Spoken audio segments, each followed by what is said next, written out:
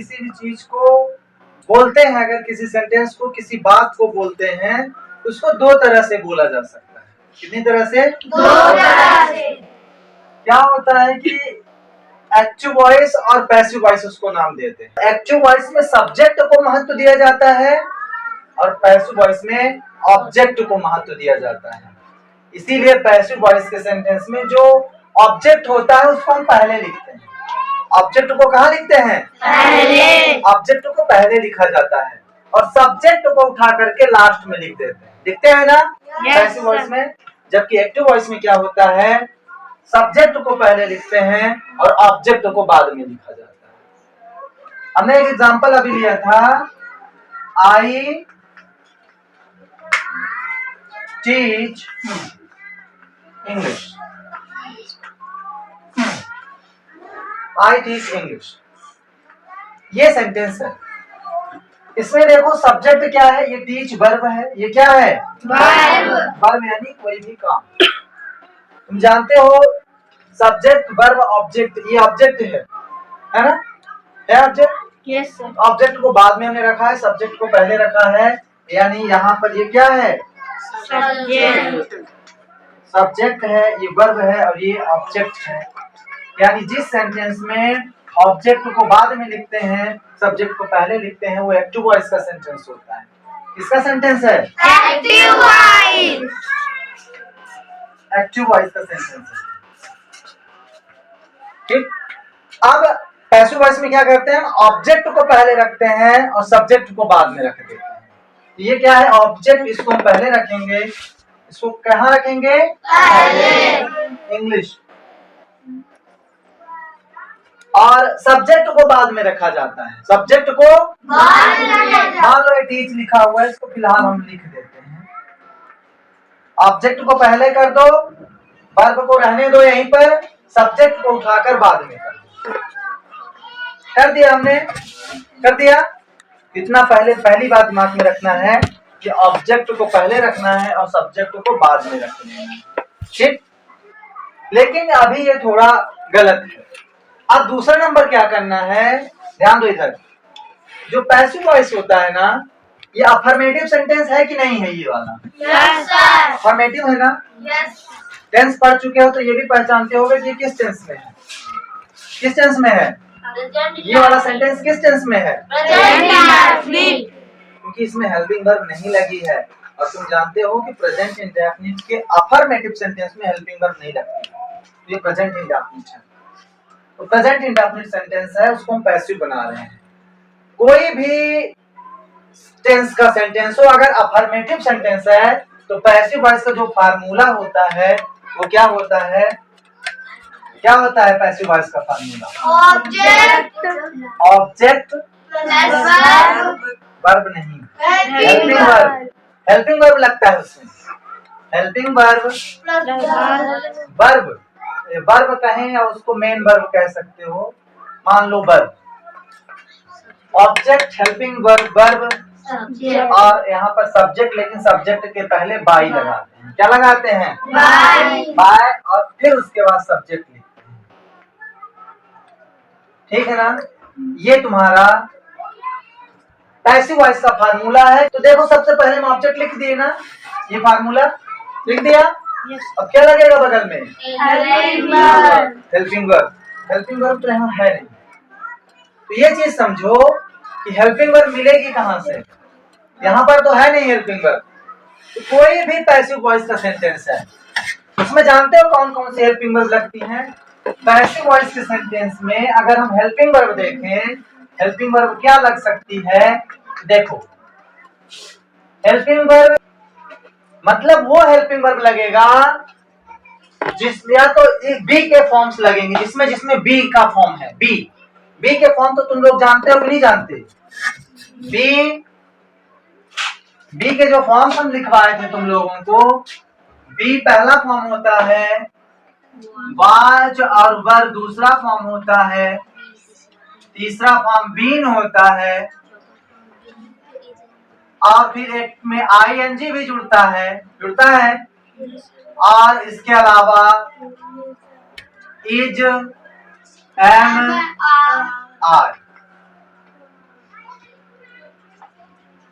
ये बताए थे ना, Yes, sir. कोई भी पैसिव वॉइस का सेंटेंस है, उस सेंटेंस में अगर ये वर्ब नहीं है तो पैसिव वॉइस का सेंटेंस ही नहीं है। उसमें इनमें से कोई ना कोई होना चाहिए, तभी वो पैसिव वॉइस का सेंटेंस है, नहीं तो नहीं है। यानी पैसिव वॉइस अगर बनाना है, इसमें से कुछ न कुछ लगाना पड़ेगा तुम्हें। देखो सभी में लगा हुआ है, तो is am are was were, is am are was were, और विल बी, देखो बी लगा हुआ है, ये बी, और बीन भी है यहाँ पर, देखो बीन बीन बीन बीन। अब बीइंग है तो बीइंग भी लग सकता है, पर वो अकेले नहीं लगता है, उसके साथ जैसे बी अकेले नहीं लगता, विल बी है तो बीइंग भी लगता है। बीइंग हम बताएंगे कहाँ लगता है, ठीक है ना, अभी परेशान नहीं होना। तो मतलब कोई भी पैसिव वॉइस का सेंटेंस है, ये होना चाहिए उसमें, इनमें से कोई एक होना चाहिए, तभी वो पैसिव वॉइस का सेंटेंस है। ठीक, अब देखो हम यहाँ पर क्या लगाएंगे, आप चीज सुनो थोड़ा सा। अगर जो हम सेंटेंस है, अगर वो इंडेफिनिट है, प्रेजेंट इंडेफिनिट या प्रेजेंट कंटीन्यूअस का है, अगर जो एक्टिव वॉइस है उसको हमें पैसिव बनाना है, अगर प्रेजेंट इंडेफिनिट या प्रेजेंट कंटीन्यूअस का सेंटेंस है, किसका किसका, Present indefinite, present continuous. तो जो हम हेल्पिंग वर्ब लगाते हैं इसमें ये लगाते हैं इज एम आर, ये वाली हेल्पिंग वर्ब लगाते हैं। ठीक, अगर ये वाला सेंटेंस पास्ट कंटीन्यूअस का है या पास्ट इंडेफिनिट का है और उसको हमें पैसिव में बनाना है, पास्ट इंडेफिनिट और पास्ट कंटीन्यूअस का सेंटेंस है, तो हम क्या लगाएंगे, ये लगाते हैं। हेल्पिंग वर्ब जो लगेगी पैसिव वॉइस में, हेल्पिंग वर्ब वाज या वर लगेगी। ठीक, और इसके अलावा अगर प्रेजेंट परफेक्ट का सेंटेंस है, किसका, प्रेजेंट परफेक्ट का है, प्रेजेंट परफेक्ट का कैसे जानोगे, हैज हैव लगा रहता है, जब उसका पैसिव वॉइस बनाएंगे तो ये लगेगा, उसमें बीन लगता है, यानी हेल्पिंग वर्ब अगर लगाएंगे हम तो हैज बीन और हैव बीन लगता है। ये प्रेजेंट परफेक्ट का सेंटेंस है, तब हैज बीन और हैव बीन लगता है। और फ्यूचर इंडेफिनिट का सेंटेंस है तो हेल्पिंग वर्ब क्या लगेगा, विल बी लगेगा। और पास्ट परफेक्ट का है तो हैड बीन लगेगा, पास्ट परफेक्ट का है तो Had been. और फ्यूचर परफेक्ट का है तो will have been। वैसे जो हम पैसिव वॉइस बनाते हैं ना, 8 टेंस का बनाते हैं, कितने का, present indefinite, present continuous, present perfect, past indefinite, past continuous, past perfect, और फ्यूचर इंडेफिनिट और फ्यूचर परफेक्ट। तो 8 टेंसों की पैसिव वॉइस बनती है। कितने टेंस की, 8 tense की। फिलहाल इसको देखते हैं कैसे बनाएंगे। ये किस टेंस का है, Present indefinite. तो इसमें हेल्पिंग वर्ब कौन सी लगाएंगे, Is am are. इनमें से कोई लगेगा, Is am is am are. ये इज एम आर लगेगा। तो अब जो है हेल्पिंग वर्ब किसके हिसाब से लगेगा, Object. जो यहाँ पर लिखे हैं उसके हिसाब से लगेगा। Yes sir. वो ऑब्जेक्ट ही आकर के शुरू में क्या बन गया, सब्जेक्ट बन गया, वही आकर सब्जेक्ट बन जाता है, ऑब्जेक्ट ही। तो इंग्लिश एक वचन होती है तो इंग्लिश के साथ क्या लगाएंगे, Is. क्या लगाएंगे, Is. पहले तो इंग्लिश लिख लो, सबसे पहले क्या लगता है, सब। जो यहाँ पर लिखा हुआ है इंग्लिश, फिर हेल्पिंग वर्ब क्या लगाएंगे, इज एम आर, क्या लगेगा इंग्लिश के साथ, इंग्लिश के साथ इज लगेगा। अब इसके बाद वर्ब, ध्यान रखना है पैसिव वॉइस के सेंटेंस में वर्ब का थर्ड फॉर्म लगता है हमेशा, past participle form, third form, first second third होता है ना, Yes sir. थर्ड फॉर्म लगता है पैसिव वॉइस के सेंटेंस में, चाहे वो जिस टेंस का हो, Yes sir. चाहे जिस टेंस का हो। तो यहाँ पर टीच लिखा हुआ है, third form Dot. Teach dot dot, तीसरा वाला फॉर्म डॉट, यानी Yes. Past participle form. ये चीज याद रखना है, TAUGST जो फार्मूला होता है वर्ब का थर्ड फॉर्म हमेशा लगेगा, समझ गए, वर्ब का Yes, थर्ड sir. फॉर्म। अब इसके बाद क्या लगा हुआ है, बाई, क्या लगाएंगे, By. अब लिखना है सब्जेक्ट, क्या लिखना है, Subject. सब्जेक्ट क्या है, I. क्या लगाएंगे, Me.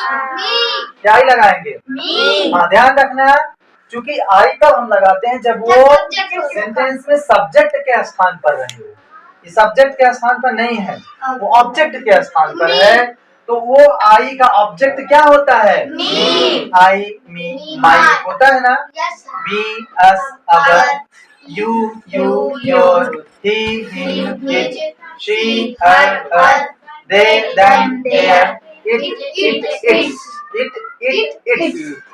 तो बीच वाला जो हमने बोला है, दूसरे नंबर पर जो बोलते हैं, वो लगता है ऑब्जेक्ट में, तो आई का मी हो जाता है। क्या हो जाता है? मी। और यहाँ ये सेंटेंस बन गया, English is taught by, English is taught by me.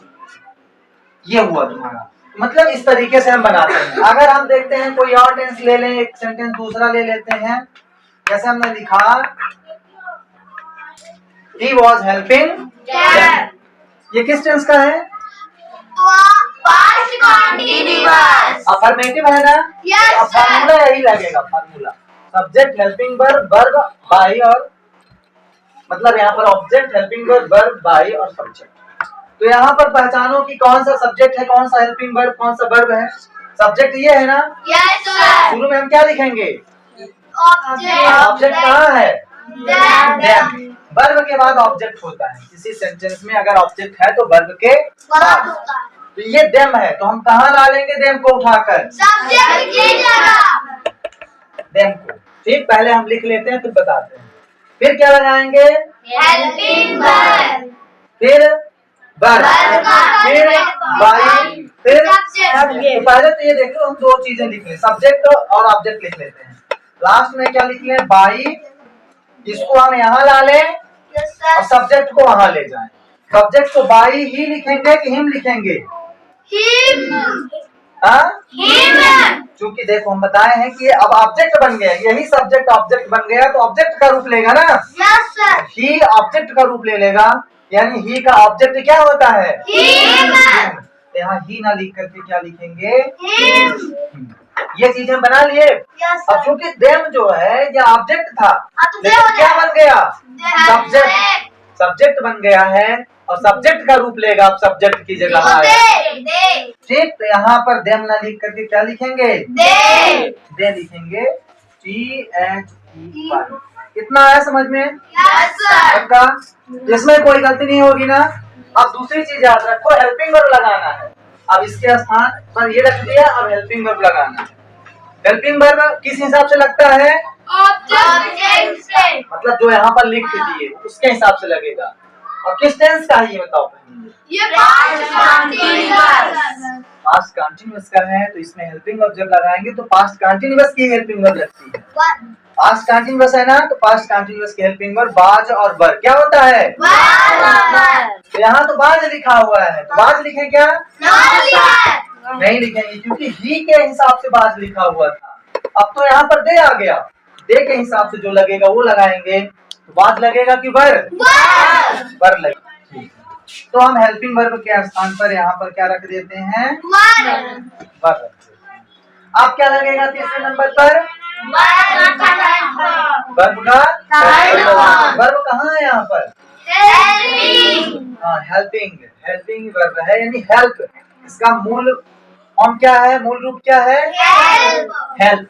Help का तीसरा वाला फॉर्म लगेगा हेल्प, हेल्प, हेल्प। तो यहाँ पर क्या लगा देंगे? अब क्या लिखेंगे? बाय। क्या लिखेंगे? बाय तो लिखा हुआ है, हिम भी लिख दिए हैं, इसको थोड़ा सा पास कर दें। यहाँ कर दें बाई हिम। हो गया कि नहीं हुआ? ये समझ में आ गया? इसी प्रकार बनेगा, कुछ और इसमें चेंज करना होगा। अब देखो, अगर प्रेजेंट कंटीन्यूअस और पास्ट कंटीन्यूअस का सेंटेंस होगा, उसको हम अगर पैसिव वॉइस बनाते हैं तो उसमें बीइंग लगाते हैं।